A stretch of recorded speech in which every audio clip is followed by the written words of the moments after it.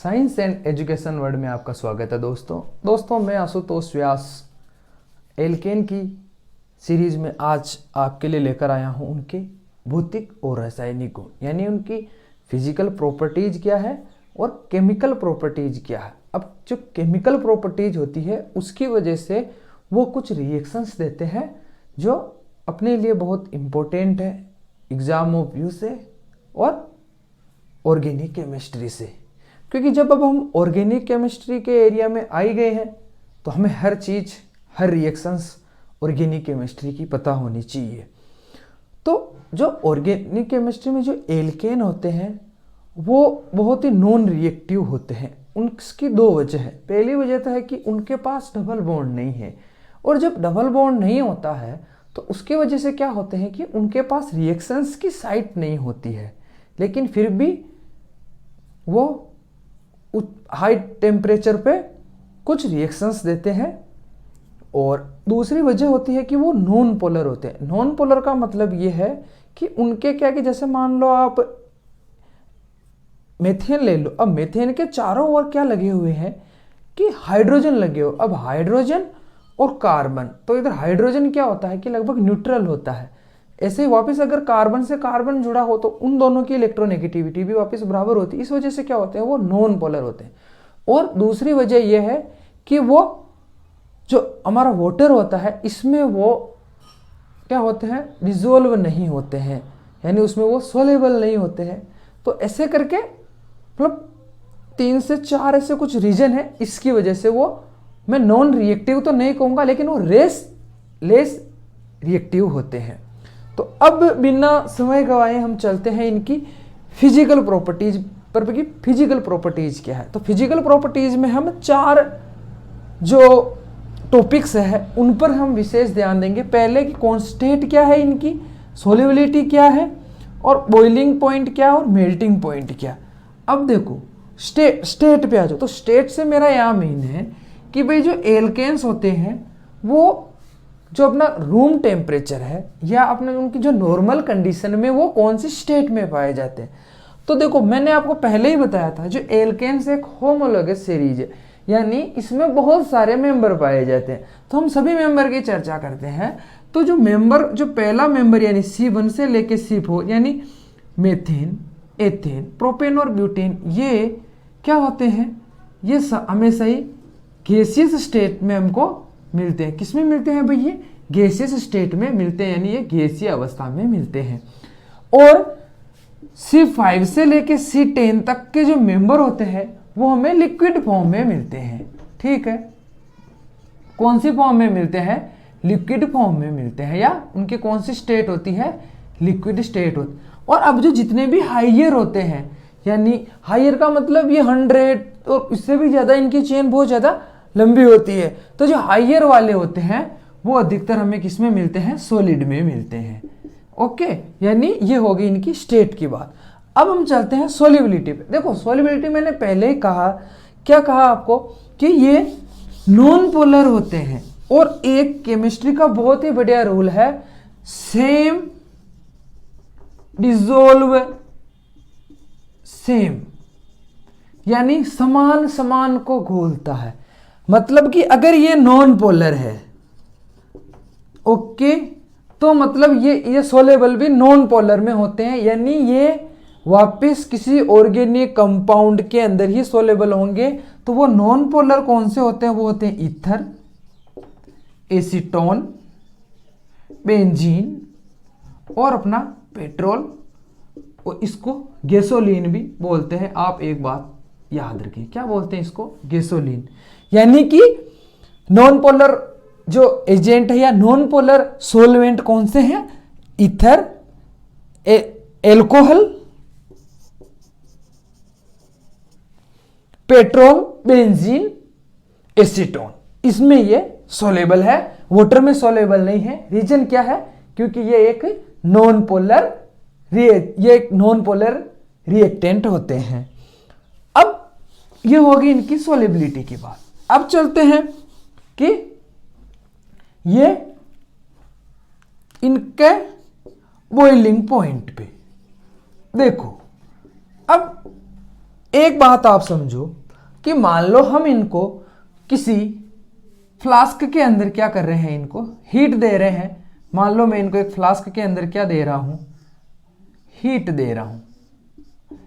तो क्या केवल इस फ्लास्क में केवल 1 मोल या 1 मॉलिक्यूल ही उसके अंदर पड़ा रहेगा? कि मान लो जैसे मैं गर्म कर रहा हूं पेंटेन को, ठीक है, C5H12, क्या आपके अनुमान या आपके इमेजिन से क्या केवल एक ही पड़ा रहेगा? ऐसा तो नहीं है ना। इसके अंदर क्या है कि जैसे हमने मान लो कि लगभग इसको आधा भरा, तो इसके अंदर बहुत सारे क्या होंगे, पेंटेन होंगे। अब बहुत सारे पेंटेन होंगे तो ये पेंटेन क्या रहेंगे कि पेंटेन और पेंटेन का जो मॉलिक्यूल है वो आपस में वंडरवॉल फोर्स से क्या और अटैच हुए रहेंगे। और वंडरवॉल जो फोर्स होता है वो बहुत लेस, या कहूं कि वो मतलब बहुत ही वीक होता है। क्या होता है, वीक होता है, ठीक है। अब इसके अंदर बहुत सारे पड़े हैं और ऐसा मान लो कि ये सारे हैं, ये हैं एन पेंटेन है, यानी इनकी सीधे चेन के रूप में है। तो आप ये याद रखो कि एक तो जैसे जैसे क्या होगा, इनके अणुभार बढ़ेगा, मतलब नंबर ऑफ मेंबर की जो संख्या बढ़ती जाएगी, ठीक है, इनका एटॉमिक वेट बढ़ता जाएगा, वैसे वैसे इनका बॉइलिंग पॉइंट बढ़ता जाएगा, ठीक है। इंक्रीज होगा किसके साथ?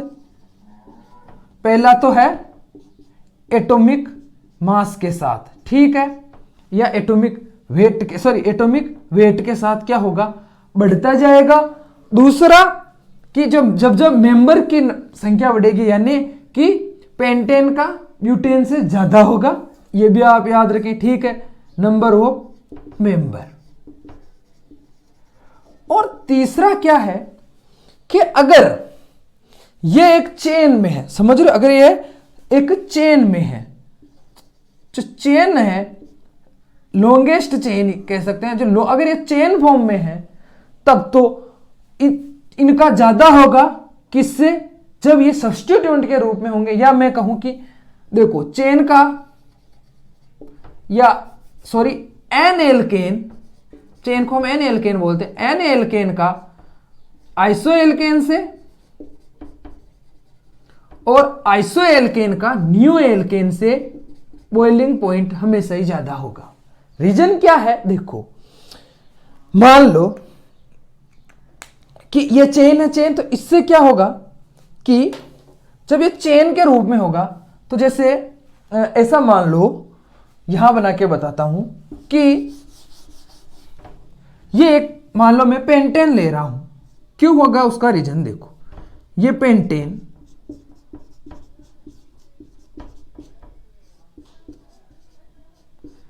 अब मैंने क्या कहा कि ये वंडरवॉल फोर्स से एक दूसरे से अटैच होते हैं, तो ये लो ये आ गया।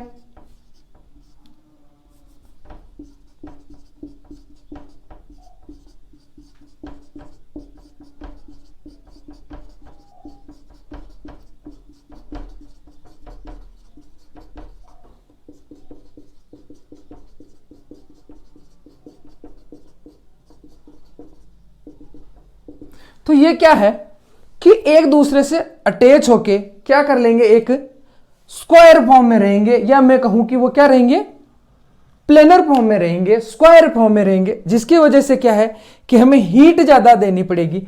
और यही अगर ये मैं कहूं कि मान लो ये एक नियोपेंटेन के रूप में है, किसमें है, मान लो कि नियोपेंटेन के रूप में है, तो नियोपेंटेन कुछ इस तरह से होता है।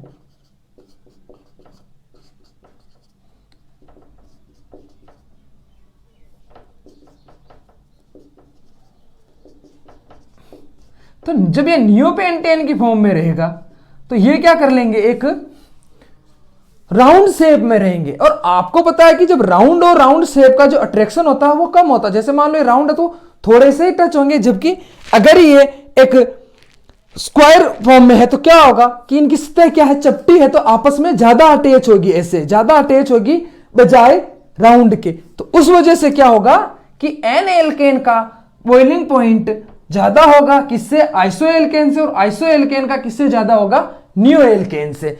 आइसो एल्केन और नियो एल्केन दोनों किस फॉर्म में रहते हैं, राउंड फॉर्म बना लेते हैं, यानी गोलाकार स्ट्रक्चर के रूप में सॉल्यूशन में पड़े रहते हैं। इस वजह से क्या इनका बॉइलिंग पॉइंट कम होता है। ओके, तो आप याद रखो, एक तो क्या है एटॉमिक भार या एटॉमिक वेट, मतलब जब नंबर ऑफ मेंबर्स की संख्या बढ़ती जाएगी बॉइलिंग पॉइंट बढ़ता जाएगा, और जैसे जैसे ब्रांचेज की संख्या बढ़ती जाएगी, ब्रांच का मतलब भी ये एक तरह से ये ब्रांच के रूप में हो गया ना, ब्रांचेज की संख्या बढ़ती जाएगी तो इनका जो बॉइलिंग पॉइंट है वो घटता जाएगा, डिक्रीज होगा।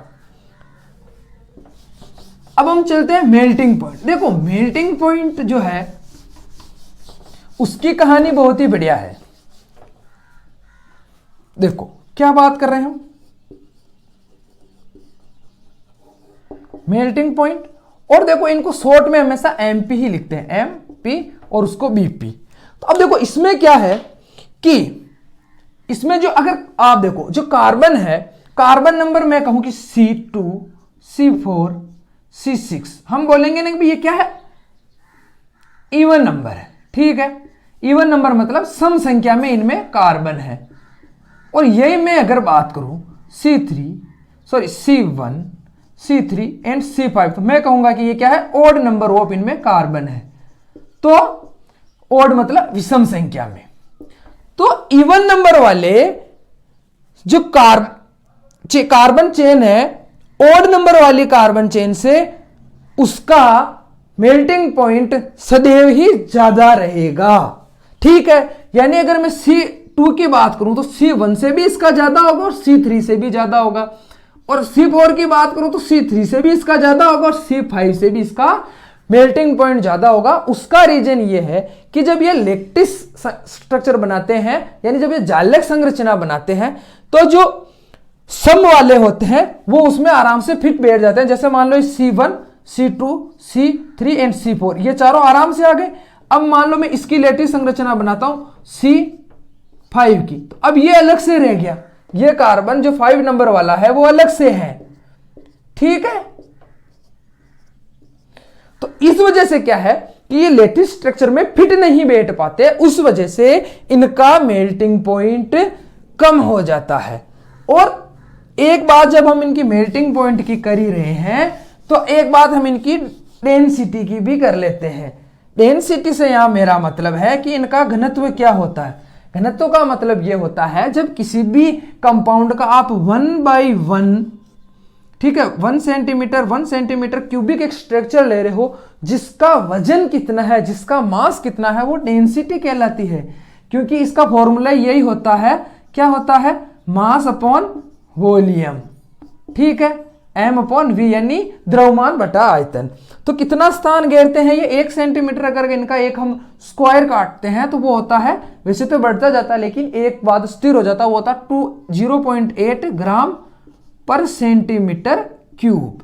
ये इनका क्या होता है, क्या होता है इनका डेंसिटी। और वाटर की डेंसिटी होती है 1 ग्राम पर क्यूब। इस वजह से जो ऑयल है वो एक ऑर्गेनिक कंपाउंड है और वो क्या है, उसकी भी डेंसिटी कम होती है वाटर से, इसीलिए वो पानी के ऊपर तैरता है। इसलिए तो हम पानी में उसको सॉल्युबल करते हैं तो वो पानी के अंदर नहीं घुलता है। उसका रीजन तो यह है कि वो क्या है, वो एक नॉन पोलर कंपाउंड है, वाटर एक पोलर कंपाउंड है, लेकिन वो पानी के ऊपर क्यों तैर रहा, वो पानी के नीचे क्यों नहीं गया, वो पानी के ऊपर इसलिए तैर रहा है कि उसकी डेंसिटी वाटर से कम है।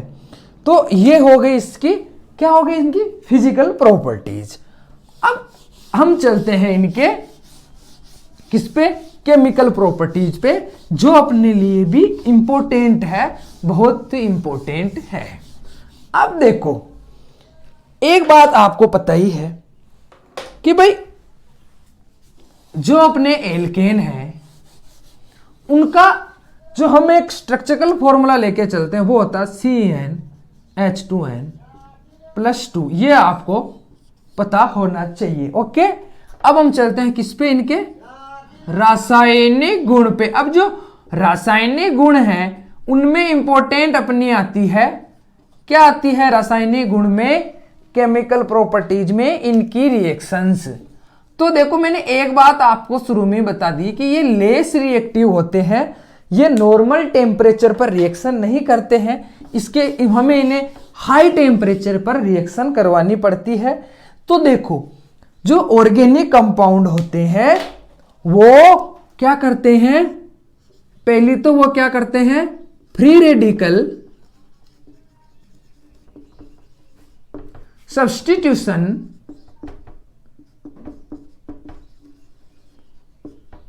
रिएक्शन, यानी कि मुक्त मूलक प्रतिस्थापन अभिक्रियाएं। ठीक है, दूसरी ये देते हैं दहन, ऑक्सीकरण भी बोलते हैं इसको, कंबंसन। ठीक है, और चौथी ये देते हैं आइसोमराइजेशन, पांचवी ये देते हैं एरोमेटिजेशन। ठीक है, और छठी ये देते हैं पायरोलाइसिस। तो ये इनकी रिएक्शंस का एक बार आप ओवरव्यू देख लो। ठीक है, यानी समायवीकरण,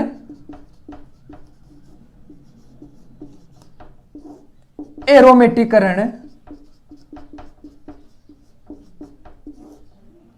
और ताप अपघटन, एक एक के में हम चर्चा करेंगे। अब देखो कि भाई फ्री रेडिकल सब्स्टिट्यूशन रिएक्शन से क्यों देते हैं, मैंने पहले ही कहा कि ये लेस रिएक्टिव होते हैं, उसकी वजह से क्या है, ये अपने आप को फ्री रेडिकल के रूप में चेंज कर लेते हैं। तो देखो जो फ्री रेडिकल रिएक्शंस हैं उसमें जो सबसे पहली रिएक्शंस आती है वो आती है कौन सी, हेलोजिनेशन। कौन सी रिएक्शन आती है वो, हेलोजिनेशन। अब हेलोजिनेशन क्या है, हेलोजिनेशन है एल्केन के हाइड्रोजन का हेलोजन के द्वारा सब्स्टिट्यूशन। ओके,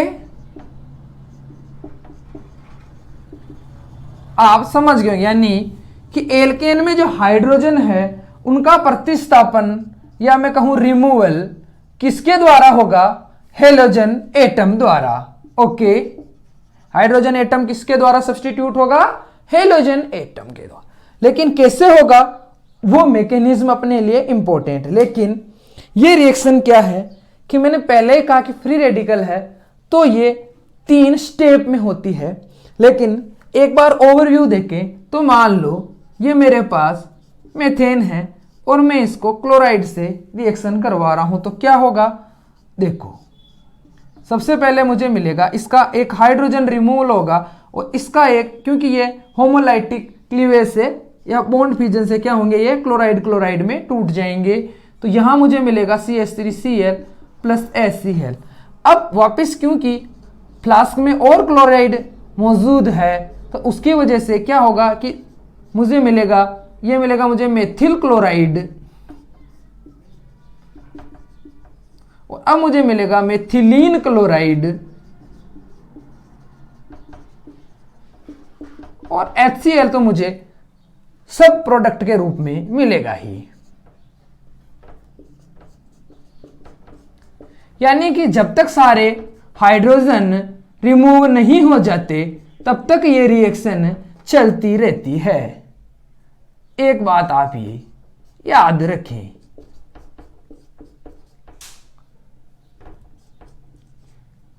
तो मुझे यहां मिलेगा कार्बन या मैं इसको कहूं क्लोरोफॉर्म और ये मिलेगा मुझे कार्बन टेट्रा क्लोराइड। ओके,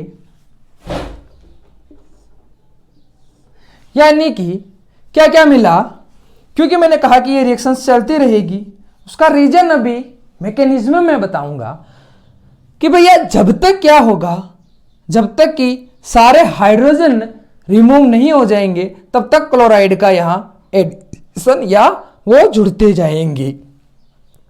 अब इंपॉर्टेंट इसका मैकेनिज्म है, देखो मैकेनिज्म क्या है, आओ मैंने क्या कहा कि ये क्या है, एक substituent free radical substituent reaction है। कैसे, देखो, और ये वाली रिएक्शन हमें विजिबल लाइट में ही पॉसिबल हो जाती है। किस लाइट में? विजिबल लाइट में। ओके, याद रखें, विजिबल लाइट जिसको हम एच न्यू से प्रेजेंट करते हैं। ओके, तो एक बात आप याद रखें, हेलोजिनेशन से पहले मैं आपको बता दूं कि जो क्लोराइड और ब्रोमाइड होते हैं वही विजिबल लाइट में रिएक्शंस करते हैं और आसानी से रिएक्शंस करते हैं, जबकि जो फ्लोराइड होते हैं वो क्या करते हैं, फ्लोरीन, कि इसकी रिएक्शन बहुत तेज होती है, बहुत ज़्यादा तेज, यानी ज्वालामुखी आप में कहते हैं प्रचंड रूप में होती है। हम उसको कंट्रोल नहीं कर पाते, इसलिए हम वो रिएक्शन नहीं करवाते। और जब हम आयोडीन की रिएक्शन करवाते हैं तो आयोडीन क्या है कि बहुत ही ज़्यादा रिएक्टिव कंपाउंड, मतलब रिएक्टिव एटम है। तो ये क्या करता है कि ये रिवर्सिबल रिएक्शन देता है, यानी कि मान लो ये मेरे पास है, मैंने इसको I2 से रिएक्ट करवाया, तो ये क्या करेगा कि एक यहां से कार्बन रिमूव होगा, सॉरी हाइड्रोजन रिमूव होकर यहां आयोडीन आएगा, और यहां से जो हाइड्रोजन रिमूव होगा उससे इसका आयोडीन रिएक्ट करके आयोडाइड, हाइड्रोजन आयोडाइड बना लेगा। तो अब क्या है कि इसलिए ये बहुत ज्यादा प्रॉब्लम है। तो हम क्या करते हैं, जब इसकी रिएक्शन करवाते हैं तो हम क्या करते हैं कि इसके अंदर आयोडिक एसिड मिला देते हैं, जिसकी वजह से क्या होता है कि देखो आयोडिक एसिड क्या करेगा कि वापस यहां जो हाइड्रोजन आयोडाइड बन रहा है उसको I2 में वापस फ्री कर देगा, जिसकी वजह से ये चेन रिएक्शन चलती रहेगी। तो अगर मैं बात करूं कि भाई इनकी रिएक्शन का ऑर्डर क्या है, तो सबसे ज्यादा फ्लोरीन करती है, उसके बाद क्लोराइड करती है, फिर ब्रोमाइड करती है, और उसके बाद आयोडाइड करती है। ठीक है, तो हेलोजिनेशन अब हम पढ़ेंगे यहां क्लोराइड का हेलोजिनेशन कैसे हो रहा है। देखो, जो क्लोराइड का जो हेलोजिनेशन है वो विजिबल लाइट में ही हो जाता है। देखो, पहले सबसे पहले ये हमारा Cl2 H न्यू की प्रेजेंस में विजिबल लाइट में ये है क्लोराइड फ्री रेडिकल में टूट गया। अब ये जब क्लोराइड फ्री रेडिकल में टूटा तो ये क्या करेगा कि एक मेथेन के कांटेक्ट में आएगा। तो ये क्या करेगा कि मेथेन को क्या कर देगा, ये एक क्लोराइड के रूप में, सॉरी एक मिथिल फ्री रेडिकल के रूप में ये उसको प्रेजेंट करेगा। अब क्या है कि यहां पर अब ये फिर से किसी क्लोराइड के संपर्क में आएगा, तो ये बनेगा CH3Cl, और फिर से हमको मिलेगा एक क्लोराइड। अब जब हमको ये मिल गया तो ये फिर से एक इसके संपर्क में आएगा और हमें क्या देगा, और यहां पर बन जाएगा HCl। ठीक है, और ये फिर से हमें मिथाइल फ्री रेडिकल मिल गया। तो ऐसे क्या है कि हमें मिलता जाएगा। ठीक है, अब एंड में क्या होगा कि ये मिथाइल और मिथाइल क्लोराइड, सॉरी मिथाइल और मिथाइल ये बना लेंगे एथेन, क्लोराइड और क्लोराइड मिलके बना लेंगे Cl2, और क्लोराइड और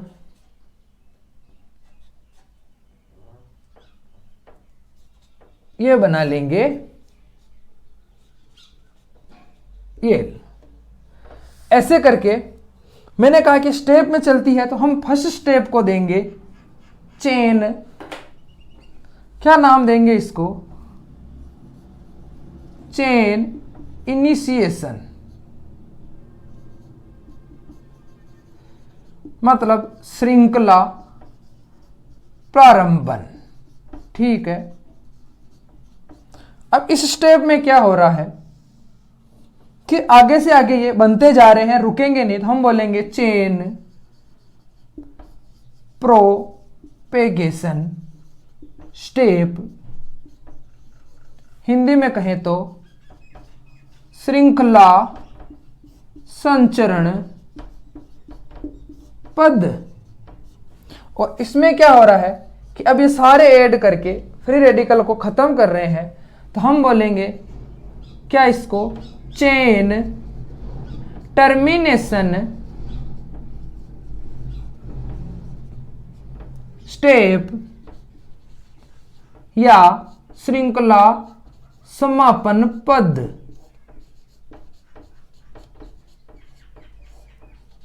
ये लो, समझ गए होंगे आप। तो ये किसमें चलता, स्टेप में। पहले क्या होगा, क्लोराइड और क्लोराइड क्या बनाएंगे, क्लोरीन फ्री रेडिकल। वो फ्री रेडिकल मेथेन से रिएक्शन करके मिथाइल फ्री रेडिकल बनाएगा। वो मिथाइल रेडिकल फिर से क्लोराइड के संपर्क में आएगा तो क्लोराइड फ्री रेडिकल बनाएगा और एक फ्री रेडिकल से खुद रिएक्ट कर लेगा। फिर से ऐसे संपर्क में आएंगे और एक तरह से क्या होगा, प्रोपेगेशन यानी चेन चलती रहेगी। उसके बाद क्या होगा, इनका टर्मिनेशन आएगा, जहां पे क्या होगा, मेथेन मेथेन मिलके एथेन बना लेंगे, क्लोरीन और क्लोरीन फ्री रेडिकल बनके क्लोराइड आयन बना लेंगे और मिथाइल और क्लोराइड वापस मिथाइल क्लोराइड बना लेंगे। तो ये ऐसे स्टेप चलता रहेगा और इसको हम बोलेंगे क्या, हेलोजिनेशन ऑफ क्लोराइड। ओके, या हेलोजनीकरण। यह हो गया। अब इनमें क्या है, मैंने कहा ना कि ये तो हो गई सब्स्टिट्यूशन की क्लोराइड रिएक्शन। अब इसमें एक और रिएक्शन होती है, वो होती है नाइट्रिफिकेशन। कौन सी रिएक्शन, नाइट्रिफिकेशन या नाइट्रीकरण। अब देखो नाइट्रीकरण में क्या होता है कि नॉर्मल टेम्परेचर पर तो ये रिएक्शंस नहीं करते हैं और नॉर्मल जो हमारा HNO3 होता है नाइट्रिक एसिड, उससे भी ये रिएक्शन नहीं करते हैं। लेकिन जब हम उसको गर्म करते हैं नाइट्रिक एसिड और उसकी जो वेपर बनती है उससे ये रिएक्शन कर लेते हैं। यानी आप याद रखें ये हमेशा उसकी वेपर से रिएक्शन करेंगे। वो रिएक्शंस कैसे होती है ओवरऑल रिएक्शन में आपको बताता हूं। देखो ये हमारा एक एल्कीन, ओके, और ये हमारा HNO3 और हमें मिलता है RNO2, ओके। इनको हम बोलते हैं नाइट्राइल, एल्केन नाइट्राइल, ठीक है। अब लेकिन अब ये रिएक्शंस कैसे हो रही है, और ये हाई टेम्परेचर पे होती है लगभग 773 केल्विन पे, और ये हमें किस फॉर्म में मिलता है, वेपर या मैं कहूं वाष्प अवस्था में, ठीक है। तो अब ये रिएक्शंस कैसे हो रही, देखो क्या होता है कि ये हमारा, अब हम किस पे चर्चा करेंगे, मैकेनिज्म पर। हम हर रिएक्शन की मैकेनिज्म भी उसके साथ के साथ पढ़ेंगे, चाहे आप 11th स्टैंडर्ड के हो चाहे आप BSc स्टैंडर्ड के हो। जब अब आप ऑर्गेनिक केमिस्ट्री में आ ही गए हो तो मैकेनिज्म तो आपको सीखना ही चाहिए, उससे क्या डरना, ठीक है। मैकेनिज्म बिल्कुल सिंपल है, पहले ही मैंने कहा कि ये फ्री रेडिकल सब्स्टिट्यूशन रिएक्शन है। देखो कैसे हो रही है। सबसे पहले हमारे जो, मान लो मैं यहां पे मेथीन ले लेता हूं, तो मेथीन क्या करेगी, मेथेन क्या करेगा, ये CH3 और ये इसका H, ये क्या करेंगे, फ्री रेडिकल के रूप में टूट जाएंगे, ओके। तो हमें मिलेगा CH4 प्लस CH3 सॉरी यानी methyl free radical plus hydrogen free radical. अब हमारे जो HNO3 है वो HO और NO2 इस फ्री रेडिकल में वो क्या करेंगे, एक दूसरे से अलग अलग होंगे, और ये लो, और हमें मिल गया HO और NO2 यानी नाइट्रो ग्रुप या नाइट्रो फ्री रेडिकल। अब क्या होगा कि ये जो CH3 है ये तो जुड़ जाएगा ये तो बन जाएगा क्या, मेथेन नाइट्राइल, और H और H ये मिलकर बना लेंगे H2O। ये ओवरऑल रिएक्शंस होगी। लेकिन इसमें क्या है, इस वाले में ये मिथाइल फ्री रेडिकल की रिएक्शंस है। लेकिन अगर मैं बात करूं कि मान लो कोई हायर ग्रुप हो, हायर मेंबर हो, तो उसकी रिएक्शंस कैसे होगी। देखो मान लो मेरे पास ये प्रोपेन है, तो क्या होगा, देखो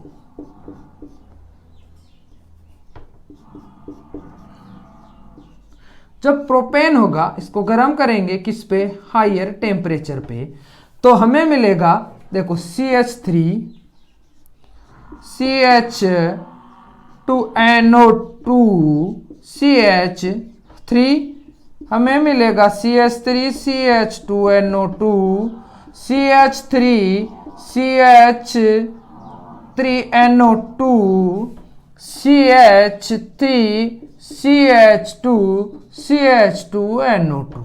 देखो आप सोच रहे हैं कि इतने प्रोडक्ट कैसे मिले, तो आओ उस पर भी चर्चा कर लेते हैं। देखो देखो ये हमारा प्रोपेन है, तो ये क्या करेगा, फ्री रेडिकल बनेंगे। तो फ्री रेडिकल में क्या होगा, देखो यहां पे हमें जितने यहां कंपाउंड मिले हैं उतने फ्री रेडिकल मिलेंगे। एक बार ये यहां से फिजन होगा तो हमें मिलेगा CH2 ये लो प्लस CH3। अब एक बार क्या होगा कि मान लो यहां से वो एक ही, एक बार क्या होगा कि इसका ये वाला जो हाइड्रोजन है उसमें और इसके बॉन्ड में फिजन होगा, तो CH3 CH और CH3 plus hydrogen free radical. अब देखो मिल गए ना, तो एक बार चारों प्रोडक्ट देखो 1 2 3 और 1 2 3, और एक बार क्या होगा कि इसके और इसके हाइड्रोजन में भी फिजन होगा, तो हमें मिलेगा CH3 CH2 CH, यानी कि ethyl free radical, methyl free radical, isopropyl free radical and propyl free radical. 4 free radical मिले, इसलिए हमें यहां पे 4 प्रोडक्ट मिलेंगे। बाकी जो HNO है उसका तो ये वाला फ्री रेडिकल जो आपने पहले भी पढ़ लिया है। ओके ठीक है, ऐसे हमें फ्री रेडिकल मिलते जाएंगे और हमें ये प्रोडक्ट मिलेगा। ये हो गया आपका नाइट्रिफिकेशन ऑफ एल्कीन। अब क्या होगा कि भाई नाइट्रिफिकेशन तो हो गया, अब ये एक रिएक्शंस और करता है, वो करता है यानी जितने भी कंपाउंड है केमिस्ट्री में वो भैया सल्फ्यूरिक एसिड से तो रिएक्शन करेंगे, उससे कैसे बच जाएंगे। तो एक होती है सल्फी या सल्फोनेशन यानी सल्फनीकरण। देखो इसमें क्या होता है कि जो एल्कीन होते हैं वो H2SO4 से रिएक्शन करके क्या बनाते हैं, सल्फोनिक अम्ल RHSO3। मैं कहूं तो या इसको एल्किल सल्फोनिक अम्ल। अब मैकेनिज्म पे चलते हैं कि मैकेनिज्म क्या है। देखो इंपॉर्टेंट आपके लिए मैकेनिज्म है, ये रट्टा मारने वाली बात है। मैकेनिज्म आपको पता होगा कि जो यहाँ पे जो ये रीएजेंट है, ये फ्री रेडिकल में ये कैसे एक दूसरे से इनके बॉन्ड में फिजन होता है। अगर आपको ये पता है तो आप किसी भी रिएक्शंस में आराम से करवा सकते हैं। देखो मान लो मैं यहाँ पे क्या ले लूँ, एन पेंटेन सॉरी नियोपेंटेन या 2,2 डाई मेथिल प्रोपेन। तो क्या हो, ये मैंने क्यों लिया, क्योंकि फ्री रेडिकल में जो 3 डिग्री कार्बो रेडिकल वो सबसे ज़्यादा स्टेबल होता है, इसकी वजह से मैंने ये लिया और ये रिएक्शंस भी अच्छे से होगी। तो ये लो, और ये आपका H2SO4। अब देखो क्या होगा कि यहां से ये कहेगा कि भाई तू मेरे से अलग हो जा, ठीक है। तो मुझे मिला CH3 यानी कि टर्सरी कार्बोरेडिकल, और ये आराम से रिएक्शन करेगा। उसका रीजन क्या है, आराम से का मतलब आराम से नॉर्मल टेम्परेचर पे ये रिएक्शन करेगा, क्योंकि ये एक स्टेबल कार्बोरेडिकल है। अगर आपको ये पता नहीं है कि कार्बोकेटाइन, कार्बोरेडिकल एंड कार्बोएनाइन क्या है, तो उस वीडियो का लिंक मैंने डिस्क्रिप्शन में दे दिया है, आप वहां जाके उसको पढ़ो, आपको पता चल जाएगा। और स्टेबिलिटी का ऑर्डर भी दिया हुआ है, वो भी आपको पता चल जाएगा। अब हमारे ये क्या करेंगे, जो सल्फ्यूरिक एसिड है ये HO और H2SO3 इस वाले फ्री रेडिकल में अपने आप का बॉन्ड फिजन करेंगे और हमें मिलेगा CH3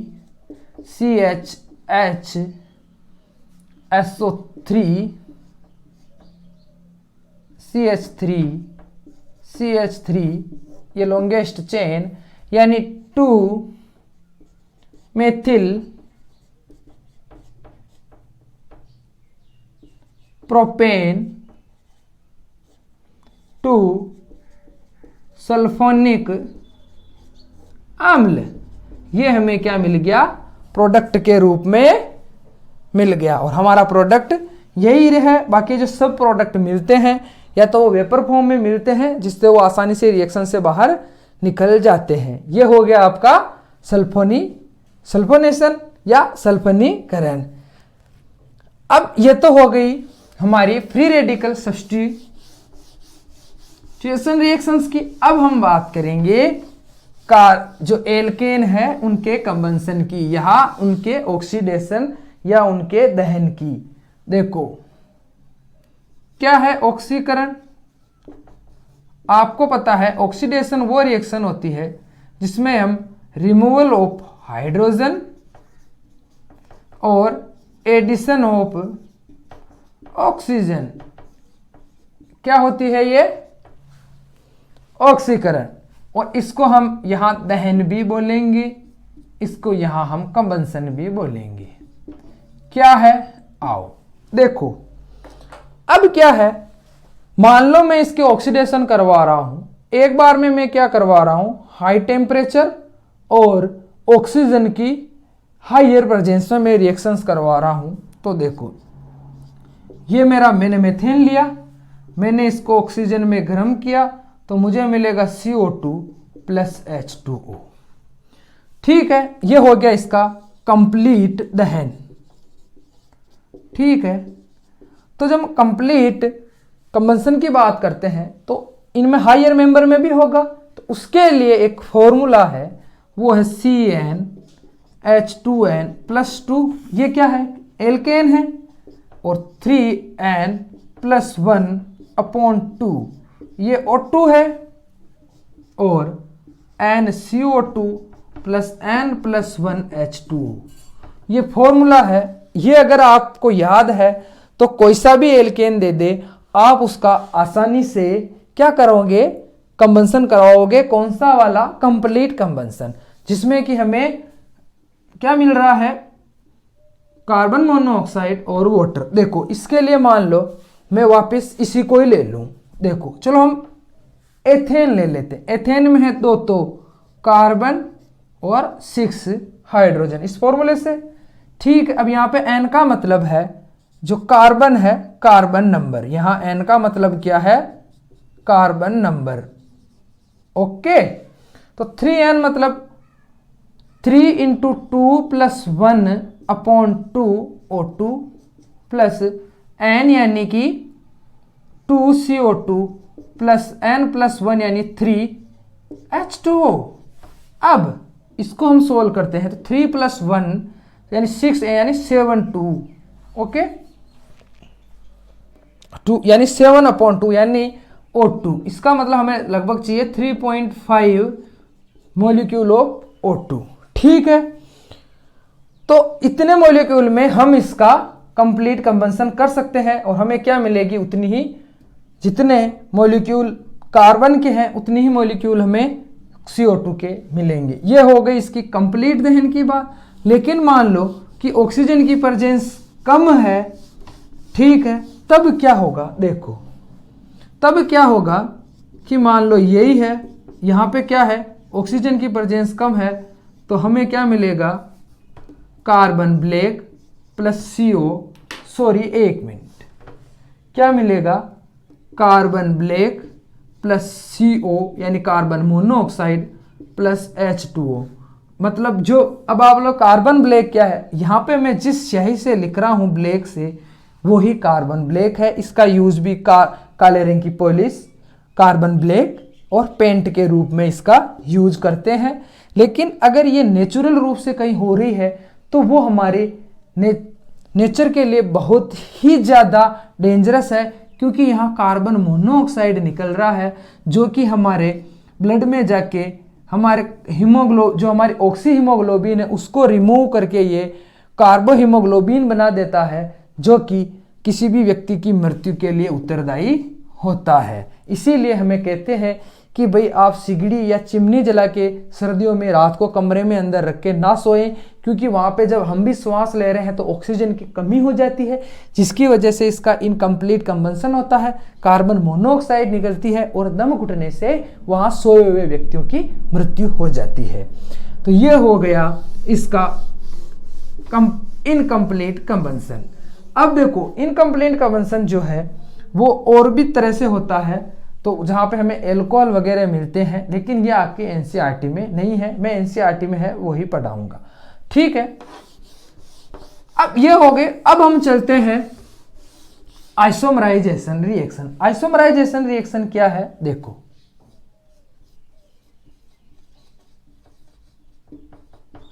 आइसोमराइजेशन रिएक्शन में क्या होता है कि मान लो कोई एन एल्केन है, वो नियो प्लस आइसो एल्केन में क्या है, बदल जाता है। अब आप सोच रहे हैं यार ये कैसे पॉसिबल है। देखो सबसे पहले आओ हम चलते हैं एक रिएक्शन पे ही सीधे। मान लो मेरे पास है क्या है, CH2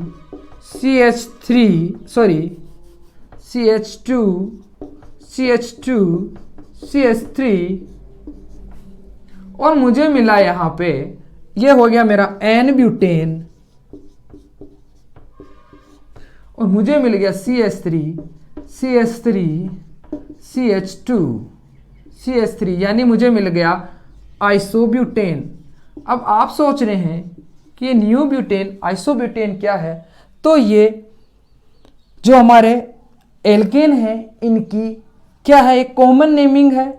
अब आप कॉमन नेमिंग सीखना चाहते हैं तो उसका वीडियो का लिंक भी मैंने डिस्क्रिप्शन में दे दिया है, वहां आप जाएंगे तो आपको पता चल जाएगा कि आइसोब्यूटेन और एन ब्यूटेन क्या है। मैं आपको बार बार एक जगह नहीं बता सकता हूं समय की पाबंदियों के कारण। तो अब ये रिएक्शन कैसे हो रही है, तो ये जो रिएक्शंस है वो presence of AlCl3 anhydrous alumina और HCl की प्रेजेंट में।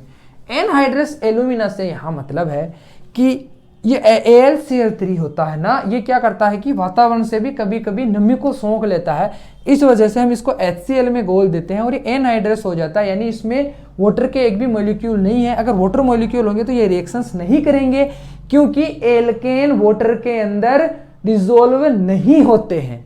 समझ गए। अब ये रिएक्शंस कैसे हो रही है, देखो जो हमारा एल्केन है,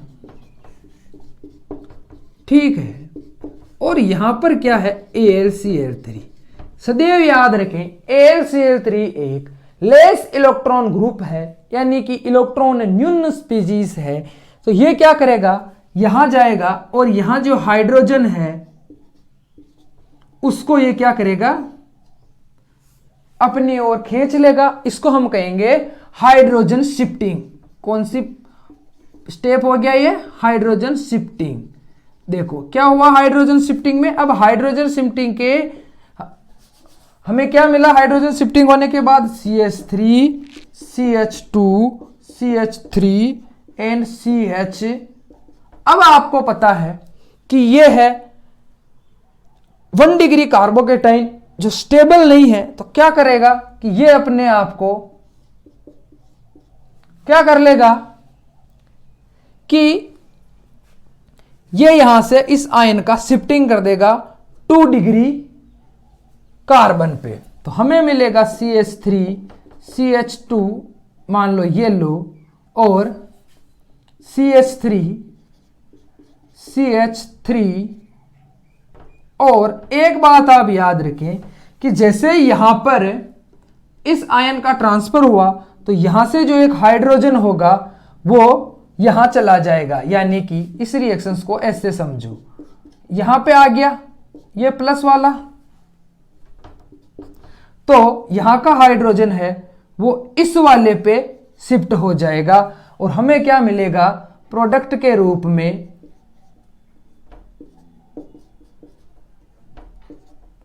ये लो, यानी यहां पर ये वापस मिथाइल बन जा। अब क्या है कि अब यहां पर क्या है कि ये CH2 अब कार्बोकेटाइन है, ये एक इंटरमीडिएट स्पीशीज, ये तो अधिक देर तक नहीं रह सकती है ना, तो क्या होगा यहां पर ये पूरा का पूरा मिथाइल शिफ्ट हो जाएगा। इस को बोलेंगे हम मिथाइल शिफ्टिंग।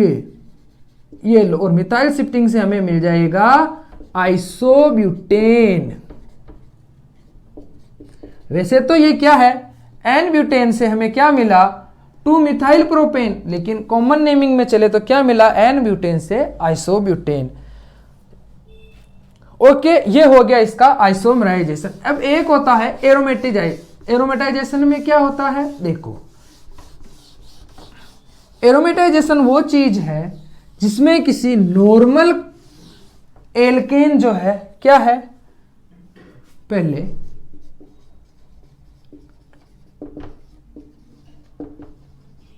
एरोमेटिकरण। अब एरोमेटिकरण क्या है? इस चीज को समझो कि इसमें क्या होता है कि एक नॉर्मल एल्केन का एरोमेटिक कंपाउंड में चेंज होना, और वो भी 2 प्रोसेस से। सबसे तो पहला उसकी साइकिलिंग या चक्रीय रिएक्शन, और उसके बाद होता है उसका एरोमेटिक में। तो इस रिएक्शंस को 2 नाम दे रखे हैं। पहले हम रिएक्शन करेंगे। देखो होता क्या है कि मान लो मेरे पास है hexane CH3 CH2 CH2 CH2 CH2 1 2। अब अगर मैं इसको क्रोमियम ऑक्साइड और एल्यूमिना के साथ हाई टेम्परेचर पे मैं इसको गर्म करूंगा तो मुझे क्या मिलेगा? देखो सबसे पहले मुझे मिलेगा ये कुछ इस फॉर्म में। तो क्या होगा? मुझे एक साइकिल कंपाउंड, यानी मुझे एन हेक्सेन से क्या मिल गया? साइक्लोहेक्सेन मिला, ठीक है। और यहां से साइक्लोहेक्सेन देखो कैसे मिल गया, और यहां पे 2 हाइड्रोजन का रिमूवल हुआ। कैसे हुआ? मैकेनिज्म में बताऊंगा। और फिर से इसका एक बार फिर इसको रिएक्शन हुई और हमें मिल गया बेंजीन, ठीक है। ये हो गया इसकी ओवरऑल रिएक्शन। आओ मैकेनिज्म पे कैसे हुआ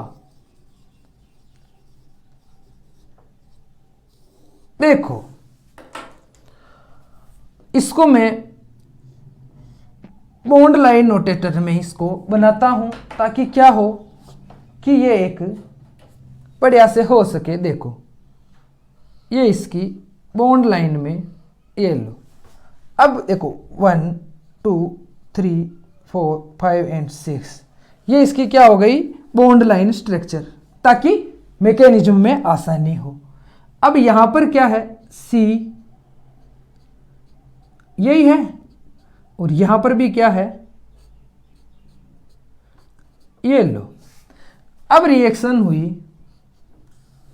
किसके साथ, क्रोमियम ऑक्साइड और एल्यूमिना AlCl3 हाई टेम्परेचर पे गर्म किया। जब भी ये वाला सिंबल कहीं दिखे रिएक्शंस के एरो के ऊपर, इसका मतलब हम उसको हीट कर रहे हैं।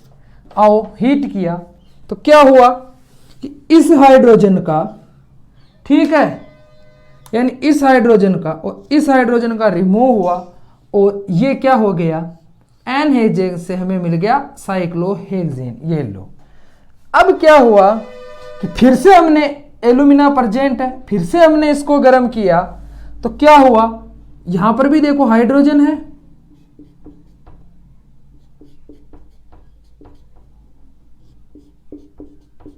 फिर से हमने इसको गर्म किया और हमें मिला, यहां से हाइड्रोजन गया, यहां से हाइड्रोजन गया तो क्या हुआ, यहां डबल बॉन्ड, यहां से हाइड्रोजन निकल गया तो यहां डबल बॉन्ड और यहां से हाइड्रोजन निकला, ये डबल बॉन्ड। अब इसको कहीं कहीं ऐसे भी लिखा रहता है, तो वो तो इसकी क्या है, एक रेजोनेंस स्ट्रक्चर है, ठीक है, या इसको ऐसे भी लिख सकते हैं, यानी कि यहां से सिग्मा बॉन्ड निकल गए और यहां निकले 3H, कितने H निकल गए, 3H। तो ये हो गई इसकी रिएक्शन। लेकिन एक बात आपको हमेशा याद रखनी है कि भाई यहां पर कितने हाइड्रोजन का रिमूवल हुआ, 2 हाइड्रोजन का, और वहां हुआ 3 हाइड्रोजन। अब मान लो मुझे क्या बनाना है, टोलुइन। टोलुइन क्या है, ये है आपका टोलुइन, यानी कि मैं यहां पे हेप्टेन लूं तो मुझे क्या मिल जाएगा, टोलुइन मिल जाएगा। तो ऐसे करके हम रिएक्शन बना सकते हैं। अब मैंने कहा इन रिएक्शन के 2 नाम है, पहला तो है हाइड्रोजन पॉसिबल और दूसरा इस रिएक्शन का नाम है कैटेलाइटिक रिक्रिस्टलाइजेशन रिएक्शन। ये नेम क्यों है, देखो इसीलिए इसको हम रिक्रिस्टलाइजेशन कह रहे हैं, यानी उत्प्रेर की पुनः संस्कार क्रिया। क्योंकि भैया देखो इसमें क्या हुआ, हमने एल्केन से शुरू करके हम वहां पे बेंजीन तक गए, तब हमें यानी एरोमेटिक कंपाउंड बनाया, उसमें हम 2 स्टेप से गुजरे। पहले हमें यहाँ पे साइक्लोहेक्सीन मिलके फिर से हमने उसका क्रिस्टलाइजेशन करके क्या बना दिया, बेंजीन बना दिया। यह हो गई इसकी एरोमेटाइजेशन रिएक्शन। अब क्या है, एक रिएक्शन की हम और चर्चा करेंगे जो इसकी लास्ट रिएक्शन है, ठीक है। और कोई रिएक्शन मान लो मुझसे रह गई हो तो आप कमेंट करें, मैं उसको अगले क्लास में मैकेनिज्म सहित उसको समझा दूंगा। देखो अब एक क्या है, रिएक्शन है ताप अपघटन। रिएक्शन कौन सी है, ताप अपघटन, या इसको बोलते हैं पायरोलाइसिस। क्या है भैया ये पायरोलाइसिस, इसमें क्या होता है, जब हम हायर एल्केन को गर्म करते हैं तो वो क्या होते हैं कि जो लोअर एल्केन है और लोअर एल्कीन है उनमें अपने आप को ब्रेक डाउन कर लेते हैं। यही तापघटन या पायरोलाइसिस रिएक्शन है। देखो मान लो मेरे पास क्या है, ये प्रोपीन है, मैंने इसको हाई टेम्परेचर पे गर्म कर दिया, लगभग 700 से लेकर 800 केल्विन पे गर्म किया, बहुत ज़्यादा गर्म कर दिया। तो क्या हुआ, सबसे पहले मैंने कहा ना कि ये लोअर में टूटेंगे, तो देखो सबसे पहले तो यहाँ पर ये अपने आप को यहाँ से ब्रेक डाउन करेगा, मुझे मिलेगा मेथीन, फिर मुझे मिलेगा मेथेन, फिर मुझे मिलेगा एथेन। यहाँ पर अगर हाइड्रोजन रिमूव होंगे तो मुझे मिलेगा CH3, CH2 double bond CH2 CH3, ऐसे करके मुझे क्या मिल जाएंगे, मेथेन, एथेन और प्रोपीन अपने आप को वैसे वैसे हाइयर होते जाएंगे, वैसे वैसे ये जैसे ब्यूटीन है तो ब्यूटीन 2 ब्यूटीन में, 1 ब्यूटीन में, एथेन में, मेथेन में अपने आप को तोड़ते हुए, ब्रेक डाउन करते हुए जाएंगे। ये होती इनकी पायरोलाइसिस रिएक्शंस। एक ब्यूटेन की रिएक्शन यहाँ पे हम लगे हाथ क्या है कर ही लेते हैं। मान लो ये मेरा ब्यूटेन, ठीक है, ये इसका पायरोलाइसिस हुआ यहाँ मान लो। अब देखो गर्म किया हमने 700 से लेके 800 डिग्री केल्विन पे। देखो तो इसने पहले अपने आप को यहाँ से ब्रेक डाउन किया तो मुझे मिलेगा CH2 डबल बॉन्ड CH2, ठीक है, 2 मॉलिक्यूल मान लो। फिर इसने यहाँ से किया तो मुझे मिल गया CH3 CH2 CH3 plus CH4। फिर क्या हुआ, यहाँ पे डबल बॉन्ड मान लो बीच में आ जाएगा CH2 CH3 CH3 और CH2 double bond CH2 CH3, यानी 2 butene, 1 butene, methane, propane, ethene. तो ये अपने आप को इतने लोअर मेंबर्स में अपने आप को ब्रेक डाउन कर लेगा। ये हो गए आपके the chemical properties of alkene complete होती है। उसी के साथ एल्केन का सेशन भी यहाँ कंप्लीट होगा। मैं उम्मीद करता हूँ कि मैकेनिज्म और ये रिएक्शंस आपको समझ में आई होगी। तो इसी के साथ सब्सक्राइब कर दें, लाइक कर दें, शेयर कर दें। Thank you.